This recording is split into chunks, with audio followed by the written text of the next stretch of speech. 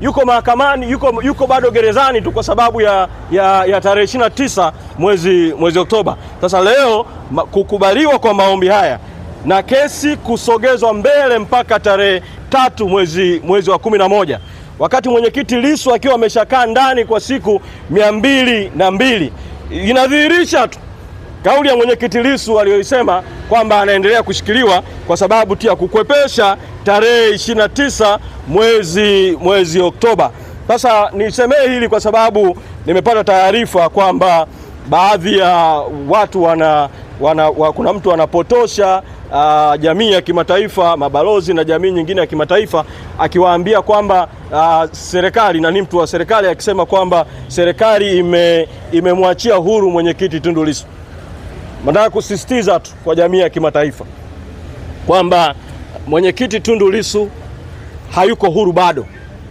bado serikali inamshikilia kwa kesi ambayo haina msingi wowote. Na nitoe mwito kwa Rais Samia Suluhu Hassan, pamoja na kuwa ni mgombea wa CCM lakini kwa katiba yetu na udhaifu wake ni rais wa nchi, na nitoe mwito kwa mkurugenzi wa mwendesha mashtaka, nitoe mwito kwa mkurugenzi wa makosa ya jinai, wafuatilie wote juu ya kilichotokea mahakamani juzi, kilichotokea mahakamani jana, na wakubaliane tu na ukweli kwamba kesi hii haitakiwi kuendelea kuwepo na iwasilishwe hati ya kutokuendelea na mashtaka ili mwenyekiti Lissu awe huru. Nimalizie kwa kusema kwa ufupi kuhusiana na swala la makamu mwenyekiti Mheshimiwa John Heche. Natambua kwamba taarifa zaidi zitaendelea kutolewa, na nitumie mahali hapa vile kulitaka jeshi la polisi na jeshi la uhamiaji, idara ya uhamiaji, kwa pamoja watoe kauli kwa umma kwamba makamu mwenyekiti John Heche yuko wapi na ana hali gani. Makamu mwenyekiti alichukuliwa mchana kweupe, tena ni asubuhi kweupe kabisa hapa mbele ya mahakama, na alichukuliwa na polisi na alichukuliwa na gari la polisi. Kwa wenye wajibu wa kusema yuko wapi na ana hali gani, wa kwanza kabisa ni jeshi la polisi na wa pili ni idara ya uhamiaji. Jana kwa nafasi yangu kama mtendaji mkuu nilifanya mawasiliano na kiongozi mmoja wa jeshi la polisi, akanieleza kwamba makamu mwenyekiti yuko Dodoma, na akasema tufuatilie Dodoma. Sasa sikusema chochote jana baada ya kupokea hiyo taarifa, kwa sababu kwa bahati mbaya jeshi la polisi ambalo linapaswa ifanye kazi kitaaluma na kitaalamu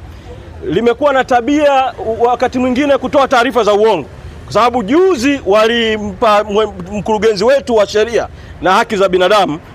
wakili Gaston Garubimbi, walimpa taarifa kwamba makamu mwenyekiti Heche yuko jana.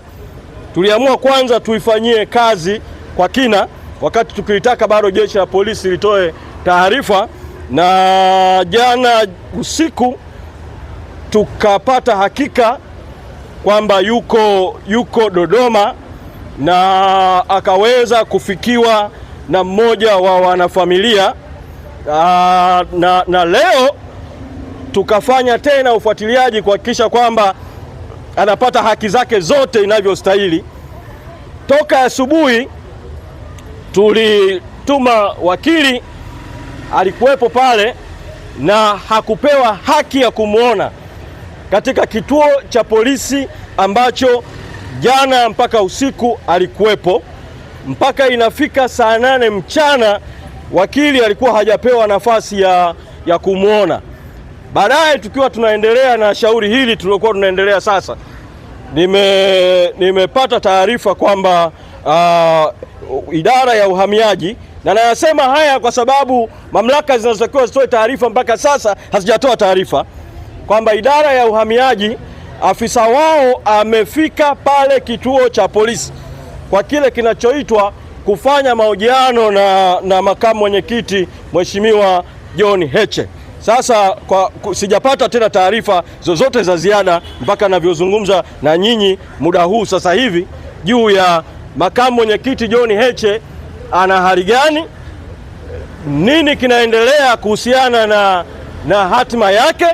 na kwa sababu hakuna taarifa zozote kwa umma mpaka sasa kutoka kwa jeshi la polisi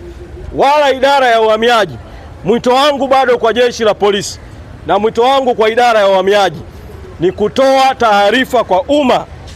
juu ya alipo makamu mwenyekiti John Heche na hali yake ilivyo, na wamwachie huru kwa sababu hakuna mashtaka yoyote ya msingi dhidi yake. Ninachokiona tu mimi ni jaribio la kutaka kutumia visingizio kuendelea kumshikilia kuelekea tarehe 29 Oktoba na baada ya tarehe 29 Oktoba. Sasa kwa sababu zimeshavuka saa 48, yuko ndani, amechukuliwa na polisi na hakuna hakika yuko kwenye hali gani na nini kinachoendelea. Tulikwishaelekeza mawakili wetu kuweza kuwasilisha maombi Mahakama Kuu habeas corpus dhidi ya jeshi la polisi na dhidi ya jeshi la uhamiaji, idara ya uhamiaji juu ya haki zake. Kwa hiyo wakati tukiendelea na taratibu nyingine, kama kutatokea chochote cha ziada tutatoa taarifa, lakini kwa sasa nitoe mwito kwa vyombo vya habari na nitoe mwito kwa taasisi za kitaifa na kimataifa kutafuta jeshi la polisi na kutafuta idara ya uhamiaji watoe kauli kuhusiana na hali na alipo John Heche ili zitoke taarifa rasmi kutoka kwao. Na kwa wanachadema wote na kwa wapenda haki kote nchini, endeleeni kupaza sauti na kutumia njia mbalimbali kuendelea kutaka Mheshimiwa John Heche apate uhuru wake. Kwa hiyo niwashukuru sana wanahabari na niwashukuru sana wanachadema na wapenda haki mliokuja kwenye kesi hii, na niwaombe, mimi nitaomba niondoke kwa ajili ya kuendelea kupiga simu kufuatilia kuhusiana na swala la mwenyekiti John Heche na masuala mengine, lakini kwa kuwa kuna shauri limetajwa linaendelea kwenye ukumbi namba 1 la Humphrey Polepole, na waomba mrejee kwa ajili ya kufuatilia shauri hilo, kwa sababu uvunjaji wa haki mahali pamoja ni uvunjaji wa haki mahali kote. Yoyote anayevunjiwa haki bila kujali ni wanachama gani, ndio kujali ni wa hali gani, ni jukumu la pamoja kusimama kudai haki, na msimamo wetu uendelee kuwa ule ule kwamba no reforms no election. No reforms.